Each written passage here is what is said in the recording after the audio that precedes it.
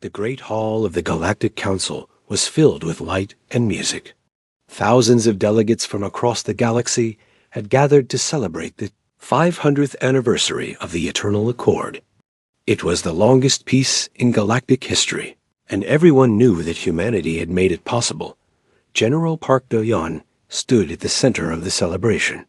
He was an old man now, with gray hair and tired eyes, but his back was still straight and his voice was still strong. He had spent his entire life building bridges between species. He had ended wars with words instead of weapons. The galaxy called him the Peacemaker, and tonight they honored him. Commander Lee Yuna stood 3 steps behind him, as she always did. She had served as his aide for 15 years. She knew his habits, his thoughts, and his dreams. She also knew his fears. Do-yeon often told her that peace was fragile, like thin ice over deep water. One crack, and everything would fall through. The Velthrani ambassador, a tall creature with purple skin and 4 arms, approached the general with a drink in each hand. His name was Kreth, and he smiled with too many teeth. "General Park," Kreth said loudly, so everyone could hear. "The Velthrani Dominion congratulates humanity on this historic day. May the peace last another 500 years. Do-yeon bowed his head politely. "Thank you, Ambassador. Peace requires effort from all of us." Yuna watched Kreth carefully. Something felt wrong. The ambassador's eyes kept moving, looking at the exits, at the ceiling, at the shadows. She had learned long ago to trust her instincts. The music swelled. Delegates laughed and danced. The celebration continued. Then came the shot. It was a plasma bolt, bright blue and impossibly fast. It came from somewhere above, from the observation gallery that circled the Great Hall. It struck General Park Do-yeon in the chest. Time seemed to stop. Yuna caught him as he fell. His blood was warm on her hands. Around them, the hall exploded into chaos. Delegates screamed and ran. Security forces shouted orders. But Yuna heard none of it. She looked into Do-yeon's eyes and saw the light fading. "Yuna," he whispered. His voice was so weak she had to lean close. "The coordinates. 37.5665. 126.9780. Remember them. Sir, don't speak. Help is coming. No." He grabbed her wrist with surprising strength. "They forgot. They all forgot. But we remember. We always remember." His grip loosened. His eyes closed. The Peacemaker was dead. Yuna held him for a long moment. Then she gently laid him down and stood up. Her uniform was soaked with blood. Her face was empty. Ambassador Kreth was still in the hall.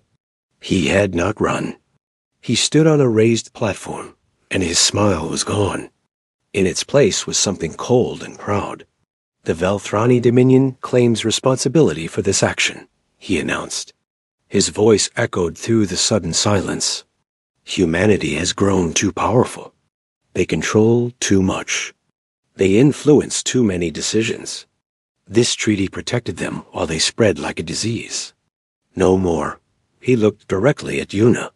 "We are not afraid of humans. Your general is dead. Your peace is dead. Accept this, and perhaps we will show mercy." Yuna said nothing. She simply looked at him, memorizing his face, burning it into her memory. Then she turned and walked away. The message reached Earth in minutes. The Ansible network carried the news across human space at faster than light speeds. On every colony, on every station, on every ship, humans stopped what they were doing and listened. Admiral Cho Min-hee received the news in her office in Seoul.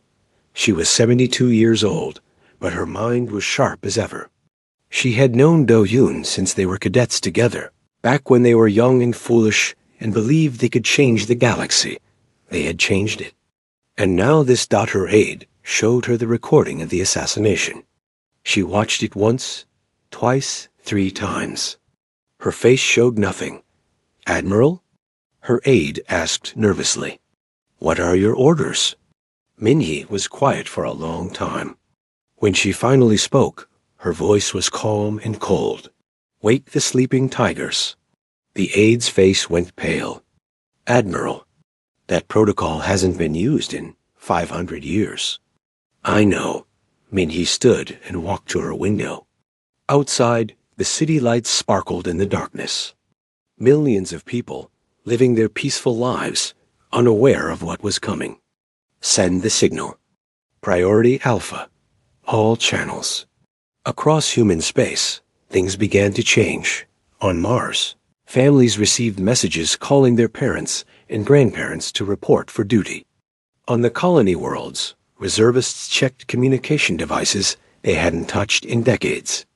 On Earth, museums received orders to close indefinitely.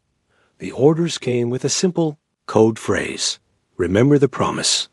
Every human knew what it meant. They had learned it as children, whispered it at funerals, carved it on monuments. It was the promise humanity made to itself after the First Contact War, the terrible conflict that had nearly destroyed them and had nearly destroyed everyone else. We will choose peace.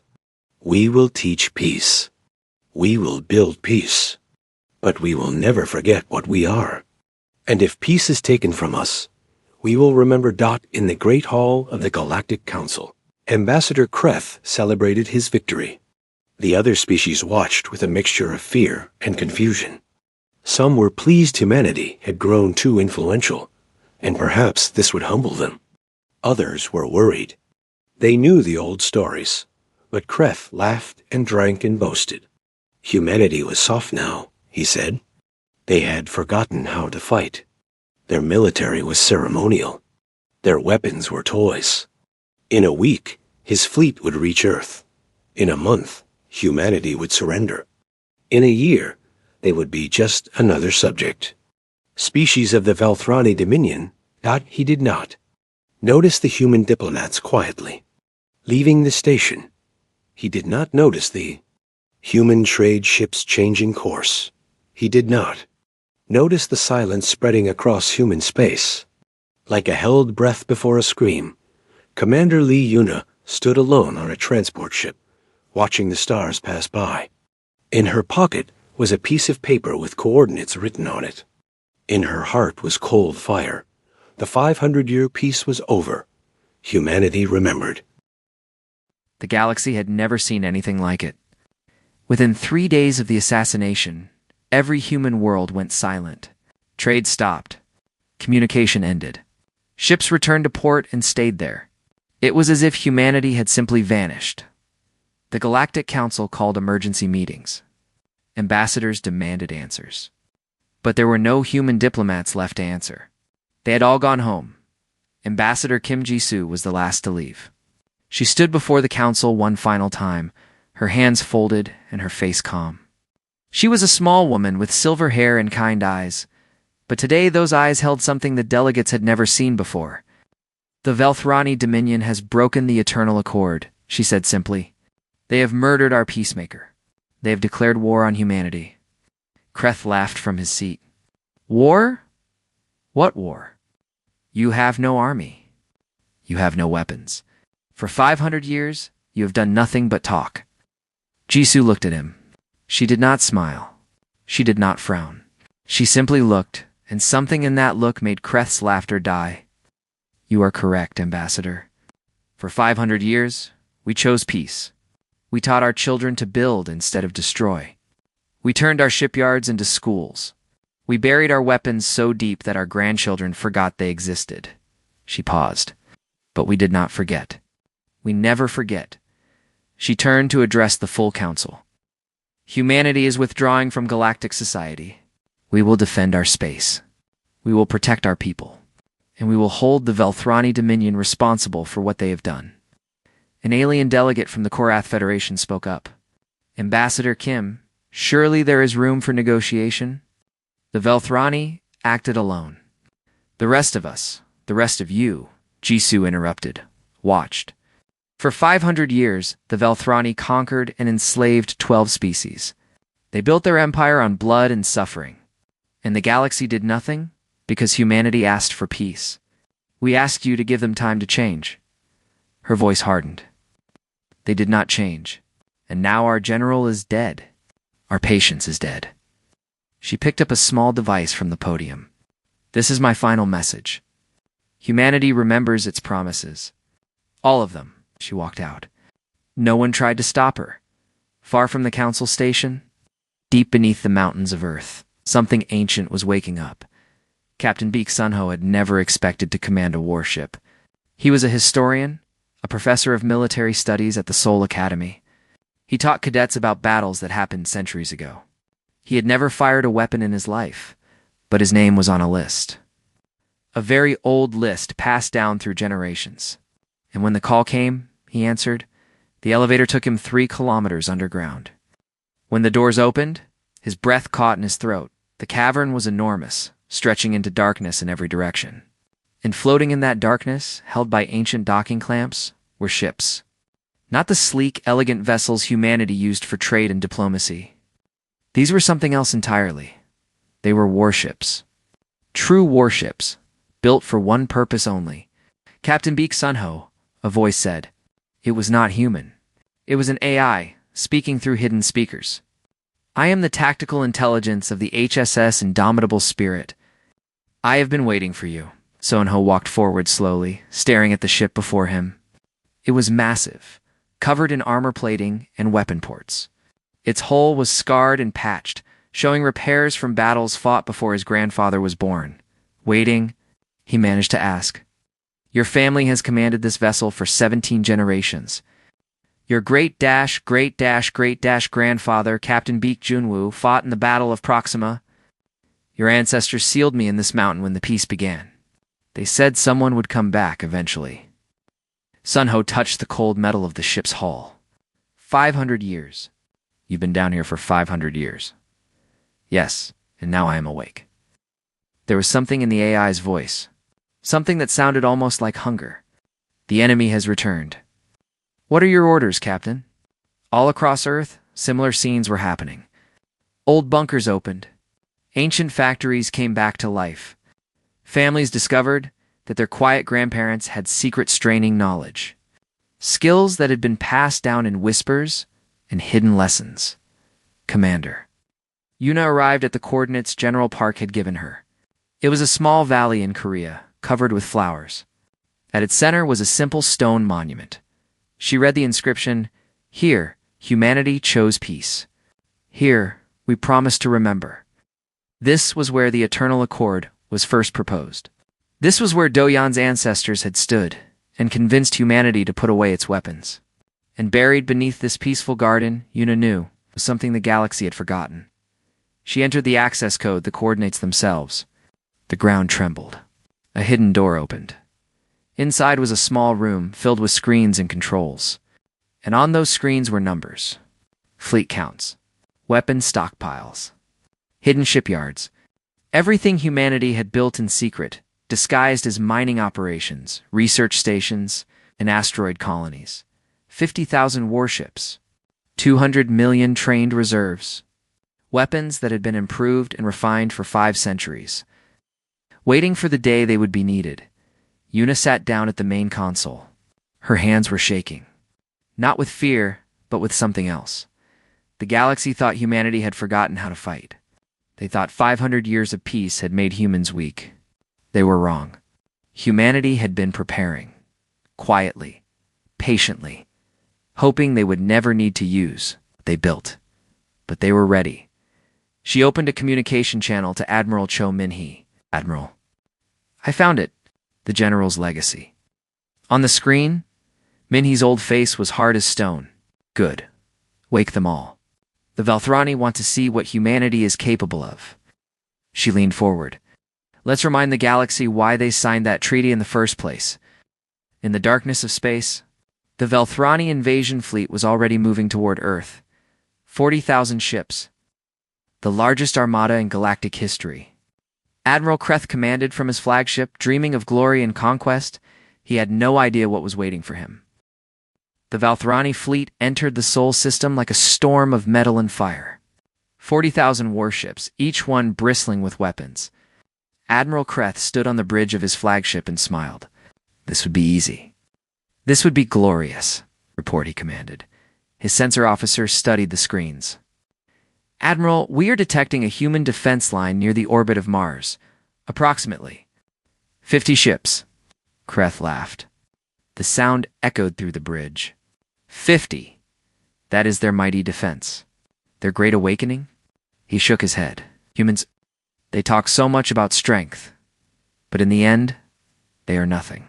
All ships forward. Destroy them. Lieutenant Han Yunji stood on the bridge of her ship, watching the Velthrani fleet approach.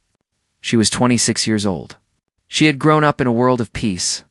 She had never seen combat, never fired a weapon, never watched someone die. But she knew the stories. Her grandmother had told her late at night when the lights were low. Stories about the old days, before the peace. Stories about what humanity had done. What humanity could do? Her grandmother had served on a warship long before Yunji was born. She had kept her old uniform in a box, along with medals and memories. When the time comes, her grandmother had said, "You will know what to do. It's in our blood. It's in our bones. We never forget." Now Yuniji understood. "Captain," she said to her commanding officer. "The Velthrani are in range." Captain Moonsira nodded. She was older than Youngji, but not by much. None of them had experience. But all of them had secret training passed down through families, updated every generation. They knew their ships. They knew their weapons. They knew themselves. "Signal the fleet," Moon said calmly. "Activate the belt." The asteroid belt had always been valuable. Rich in minerals, perfect for mining. For 500 years, human corporations had operated there, extracting resources, building stations, doing boring industrial work. That was what the galaxy believed. The truth was different. When the signal came, the asteroids moved. Not drifting, not tumbling, moving with purpose. Hidden engines fired. Camouflage plates fell away. And suddenly the belt was not a belt anymore. It was a wall. A wall of weapons. Thousands of platforms activated, each one armed with railguns, plasma cannons, and missile launchers. Defense satellites unfolded like metal flowers. And among them, hidden for centuries, were the swarm autonomous drones that could think, adapt, and multiply. The first Velthrani wave never knew what hit them. 300 ships vanished in a storm of fire. Railgun rounds punched through their hulls like needles through paper. Plasma bolts melted their armor. Missiles found their weak points and tore them apart. Admiral Kreth's smile disappeared. "What is this?" he demanded. Where did these weapons come from? His officers had no answers. The sensors were going crazy. Targets everywhere. Weapons everywhere.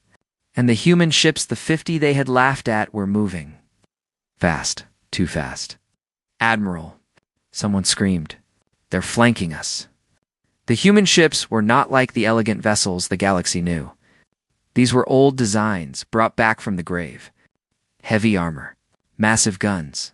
Built not for diplomacy, but for one thing only. Destruction. Captain Beak Sunho stood on the bridge of the indomitable Spirit and watched the battle unfold. His ship's AI was feeding him data faster than he could process, but he didn't need to process it. The AI was doing that. All he needed to do was decide. "Target their command ships," he ordered. "Cut off the head." The Spirit's main cannon charged. It was an old weapon, designed in an age when humanity fought for survival. The engineers who built it had one goal: make it powerful enough to end battles quickly. The cannon fired. Across the void, a Velthrani battlecruiser simply ceased to exist. One moment it was there, leading a squadron. The next moment it was dust. Kreth watched in horror as his fleet began to die. "Pull back," he ordered. "Regroup at the outer planets." But the humans were not letting them go. The swarm was everywhere now. Small drones latching onto Velthrani ships and tearing them apart piece by piece. The defense platforms kept firing, a constant rain of death. And the human warships were advancing, pushing the Velthrani back step by step in 4 hours. The Velthrani lost 3,000 ships. They had not even reached Mars. Lieutenant Yunji's ship took a hit. Alarms screamed. Fire erupted on the lower decks. But she stayed at her station, hands steady, eyes focused. Around her, her crewmates did the same. No panic. No fear. Just cold, quiet determination. Damage report, Captain Moon demanded. Engines at 60%. Weapons still operational? Then keep firing. They kept firing. By the end of the first day, the Velthrani fleet had been cut in half. 20,000 ships destroyed or disabled. Admiral Kreth was still alive, but he was no longer smiling. He was no longer boasting. He was running. How? He whispered, staring at the tactical display. How is this possible? They were farmers, teachers, merchants. They haven't fought a war in 500 years. His science officer approached nervously. Admiral, I've been analyzing their tactics, their weapons, their ship designs, and the officer swallowed. They haven't been idle, sir. For 5 centuries, they've been preparing, improving, perfecting. Every technology they've shared with the galaxy, they kept the better version for themselves. Their medicine, their computers, their engines, all of it. They gave us their old technology. They kept the new. Kreth felt cold. You're saying we've been fighting the humans they wanted us to see. The peaceful, helpful, friendly humans. The officer's voice trembled. These are the real humans. The ones they locked away. The ones that scared them so much, they chose peace just to keep them sleeping. Far away on Earth, Admiral Cho Min-hye received the battle reports. She read them carefully, nodded once, and then closed her eyes. Phase 1 complete, she said quietly. The galaxy is watching. Now they remember. She looked at the stars through her window. Now they remember why they should be afraid. The counterattack began on a Tuesday. Commander Shin Tai-woo stood on the bridge of the HSS Silent Thunder. Watching his fleet move into formation. 300 ships, each one crewed by humans who had trained in secret, who had waited their whole lives for this moment. They were not angry. They were not excited. They were simply ready. His orders came directly from Admiral Cho Min-hye, and they were very clear. No civilian targets, she had told him. No occupied worlds. No atrocities. We are not monsters. We will never become what we're fighting. But military installations? Fleet yards. The tools they use to conquer and enslave? She had paused. Remove them from existence. Tai-woo understood. This was not about revenge. This was about teaching a lesson so clear, so absolute, that the galaxy would never forget. The Velthrani Dominion had built their empire on cruelty. They had conquered 12 species, enslaving billions. Their military bases were scattered across 200 star systems. Their fleet yards produced ships constantly, feeding their hunger for expansion. In 1 week, humanity destroyed them all. The attacks came without warning. Human ships appeared from nowhere. They had developed a new type of faster-than-light travel, kept secret for centuries, and struck before the Velthrani could respond. Shipyards exploded. Weapons factories burned. Military stations vanished in balls of fire. But the civilian populations were untouched. When human forces took control of a system, they broadcast the same message to every inhabited world. Stay in your homes. Do not resist. We are not here for you. We are here for those who rule you. On the planet Velthran Prime, the homeworld of the Dominion, panic spread through the ruling council. Reports came in every hour, each one worse than the last. Their fleet was scattered. Their supply lines were cut. Their allies had abandoned them because the Velthrani had called for help. No one had answered. The Korath Federation said they were neutral. The Metheny Collective said they needed time to consider. The Dreth Assembly simply did not respond at all. Species that had feared the Velthrani now pretended not to know them. But more than that, they remembered. The old records had been buried, hidden, classified. But now, species were digging them up. They were reading about the First Contact War, the conflict that had happened before the Eternal Accord, the war where humanity had fought against a coalition of 15 species, and one, not just one, devastated. 2 of those species no longer existed, not because humanity had killed them all, but because they had been defeated so completely that they chose to leave known space rather than face humans again. They had gathered their people, their ships, everything they owned, and fled to the edges of the galaxy. The others had sued for peace. They had begged for it. And humanity, exhausted and horrified by its own power, had agreed. The Eternal Accord was born from that horror humanity's fear of itself as much as the galaxy's fear of humanity. Now the galaxy watched the Velthrani being dismantled, and they remembered why the treaty had been signed. Commander. Hoyeri landed on Velthran Prime alone. Her shuttle touched down in the central plaza of the capital city, right in front of the High Council building. Thousands of Velthrani soldiers surrounded her. Weapon platforms aimed at her ship. Snipers watched from every rooftop. She walked out without armor, without weapons, without guards. The Velthrani watched in confusion. Was this a surrender? A negotiation? A trap? Hoyeri walked calmly through the plaza, past the soldiers, up the steps of the council building. Every weapon that targeted her failed. Rifles would not fire. Missiles would not launch. Energy cannons simply shut down. Human technology had spent 500 years advancing in secret, and electronic warfare was one of their specialties. She entered the council chamber and found the High Council waiting. They were impressive creatures. Tall and strong, covered in ceremonial armor, but their eyes showed fear. They had watched their empire crumble in days. They had watched their invincible fleet become dust. They knew they were beaten. Hoyeri stood before them and spoke. "You killed our peacemaker," she said. Her voice was calm, almost gentle. "General Park Doyon spent 60 years convincing humanity that the galaxy deserved our mercy. He believed in you. He believed everyone could change. He believed that peace was worth protecting." She paused. He shot him in the heart at his own celebration. The High Counselor, a massive Velthrani named Threk, tried to speak. "We can negotiate. We can pay reparations. You can listen," Hoyeri interrupted. She placed a small device on the council table. A hologram appeared images from Earth. Children in classrooms, watching recordings of the assassination. Parents comforting crying sons and daughters. Young people asking questions their elders struggled to answer. "These are our children," Hoyeri said. "They grew up believing in peace. They grew up thinking the galaxy was their friend. They trusted you, and you showed them that trust was foolish." She looked at each council member in turn. "In 60 years, those children will command our fleets. They will lead our colonies. They will decide humanity's place in the galaxy." Her voice hardened. "I suggest you consider very carefully what lessons you want them to learn." The High Counselor stared at the images. Children, innocent faces.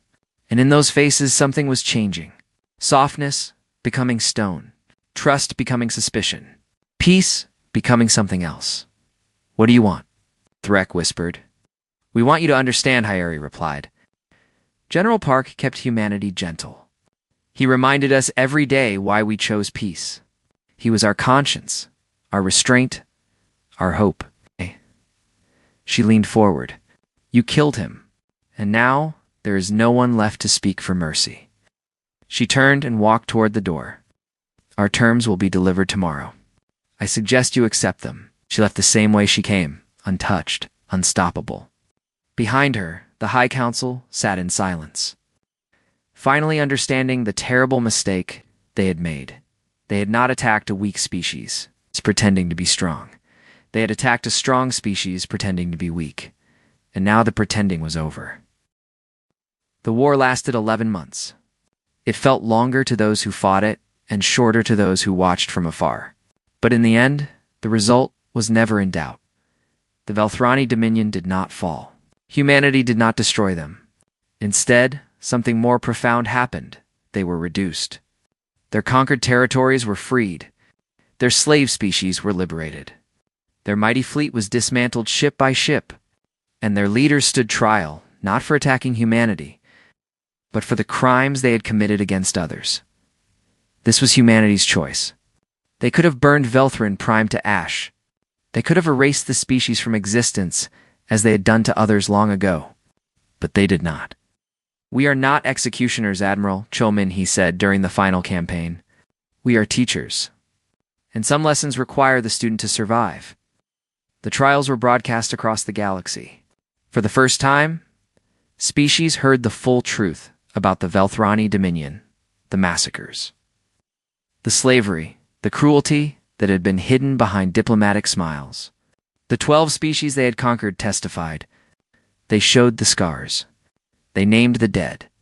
And the galaxy watched and remembered and felt ashamed because they had known. They had always known. And they had done nothing because humanity had asked for peace. And peace was easier than justice. The signing of the new accord happened on the anniversary of General Park Do-yeon's assassination. It was held in the same great hall where he had died, now rebuilt and renamed in his honor. Delegates from every species attended. The mood was different this time. Quieter, more careful. More aware, Admiral Cho Min-hai represented humanity. She was 73 now, older and more tired than she had been a year ago. The war had taken something from her, something she would never get back. But she stood straight, and her voice was steady. 500 years ago, she began, humanity made a choice. We had won the first contact war. We had proven ourselves the most dangerous species in the galaxy. We could have built an empire. We could have ruled. Instead, we chose peace. She looked around the hall, meeting the eyes of delegates from 100 different worlds. We chose peace not because we were weak. We chose it because we had looked into ourselves and seen what we were capable of. It frightened us. It haunted us. We decided that if we could not control the darkness inside us, we would at least try to keep it sleeping. She gestured to the empty chair beside her, where General Park had once sat.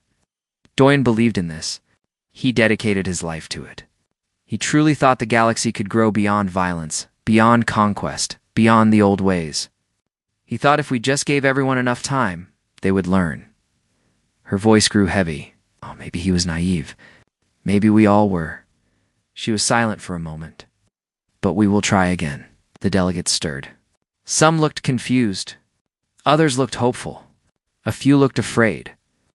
We will teach our children peace again. We will bury our weapons again. We will try to be the species Do-yeon believed we could be. She paused. But we will forget nothing. Let this be remembered by every species on every world for all time. She straightened her back and let her voice ring through the hall. Humanity keeps its promises. The promise of peace and the promise of consequences. Do not mistake our kindness for weakness. Do not mistake our patience for blindness. We are watching. We are waiting. And if this accord is broken again, she did not finish the sentence. She did not need to. The document was signed in silence. Each species added their mark, their seal, their pledge. When it was done, the delegates left quickly, barely speaking. There was no celebration, no music, no dancing. The galaxy had learned that some things were not worth celebrating. Commander Lee Yuna did not attend the signing. She had her own ceremony to perform. The valley in Korea was quiet in the autumn light. Leaves were falling, red and gold, covering the ground in a soft carpet. The stone monument still stood at the center, unchanged by the war. But now, there was something new beside it. A grave. General Park Do-yeon had been buried here, the place where he had first dreamed of peace. His headstone was simple, his name, his dates. And for words, he believed in us. Yuna knelt before the grave and placed flowers against the stone. They were white lilies, his favorite. She had remembered. It's over, she said quietly. The war is over. The Velthrani are contained. The freed species are rebuilding. The galaxy is different now, quieter, more careful. She touched the cold stone. I wish you could have seen it. I wish you could have been there when the last treaty was signed. They used your words, you know. The opening paragraph of the new accord, it's from your speech at the 400th anniversary. About how peace is not the absence of conflict, but the presence of understanding. Tears fell down her cheeks, but she smiled. We tried, Do-yeon. We tried so hard to be what you wanted us to be. And we failed. We woke the old darkness. We became the species we feared. She wiped her eyes. But we also stopped. We chose to stop. We could have destroyed them all. And we didn't. It has to mean something, right? She stood and looked up at the sky. Somewhere up there, the fleet was returning home. Ships that had brought death were now carrying soldiers back to their families. Weapons were being sealed away again, buried deep, waiting for a day that might never come. "We'll keep trying," she told the grave. "That's what you would have wanted. We'll teach the children about peace. We'll tell them about Youth a General who believed in a better galaxy, even when the galaxy proved him wrong." She touched the headstone one last time. "Rest now. You earned it." She walked away through the falling leaves. Behind her, the monument stood silent. Keeping watch over the place where humanity had made its promise, the stars turned overhead. Somewhere on 1,000 worlds, children were learning about the war. They were asking their parents why it had happened and what it meant. And whether it would happen again, the parents did not know how to answer, but they taught them the same lesson humanity had always taught its young. The lesson that had survived 500 years of peace and 11 months of war. Remember who we are. Remember what we can do. Remember why we choose not to do it. And never, ever give anyone a reason to wake us up again. The end.